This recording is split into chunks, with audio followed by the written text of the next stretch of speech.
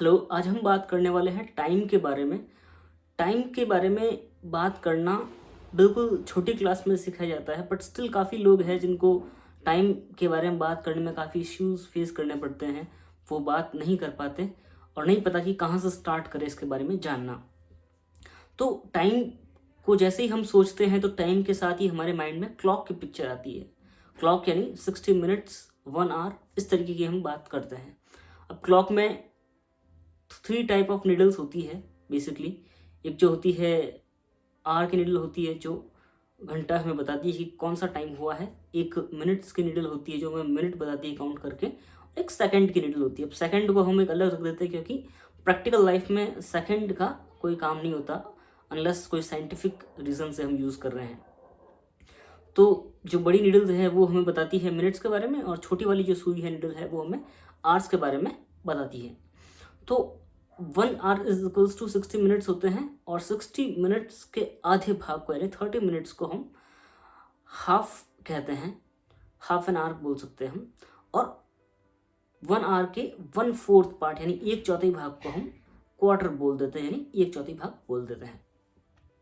तो fix time तो बताना बहुत ही ईजी है। सपोज हम बात कर रहे हैं 3 बजे के बारे में तो हम बोल सकते हैं इट इज़ 3 o'clock। जब भी हम समय के बारे में बात करते हैं तो इट इज़ का यूज़ हम करते हैं। It is 3 o'clock, it is 5 o'clock, it is 7 o'clock, इस तरीके से हम बात करते हैं। अब जब फिक्स टाइम ना हो करके कुछ मिनट्स ऊपर हो तब हम किस तरीके से बात करेंगे उसका एक एग्जांपल मैं आपके सामने रख देता हूँ। मान लीजिए 5:20 हुए हैं तो अब हम इस तरीके से बोलेंगे इंग्लिश में कि 5 बज चुके हैं और उसके ऊपर 20 मिनट हुए हैं। तो इसके लिए हम मिनट का जो पार्ट है वो पहले बोलते हैं, यानी 20 मिनट ऊपर हो गए इसको हम बोलेंगे इट इज़ 20 पास्ट। और फिर कितने बज करके 5 बज करके, तो इट इज़ 20 पास्ट 5, यानी 20 मिनट ऊपर हो गए हैं 5 बज करके। ठीक इसी तरीके से अगर हम बात करें कि 6 बज करके 25 मिनट हो गए हैं तो हम करेंगे इट इज़ 25 पास्ट 6, यानी कि 25 मिनट 6 बज करके ऊपर हो गए हैं। ठीक है।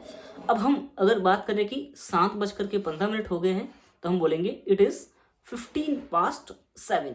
लेकिन अब मैंने आपको बताया था कि 15 को हम क्वार्टर बोलते हैं, तो इसको सही तरीके से बोलना ऐसे होगा कि इट इज़ क्वार्टर पास्ट 7, यानी 7 बज करके 15 मिनट और ऊपर हो चुके हैं। ठीक है। और ठीक इसी तरीके से अगर बात करनी हो 8:30 की, यानी 8 बज करके 30 मिनट की, तो हम बात करेंगे कि इट इज़ 30 पास्ट 8 और 30 को हम बोलते हैं हाफ, तो इट इज़ बोलेंगे इट इज़ हाफ पास्ट 8। अब इसको हम यहाँ तक तो समझ में आ गया। अब मान लीजिए कि 30 से ऊपर मिनट होते हैं तो हम जनरली बोलने का तरीका ये रहता है, जैसे मान लीजिए 7:45 या 7:50 के बारे में बात कर रहे हैं तो फिर हम ये नहीं बोलेंगे कि 7 बज करके 50 मिनट ऊपर हो गए हैं।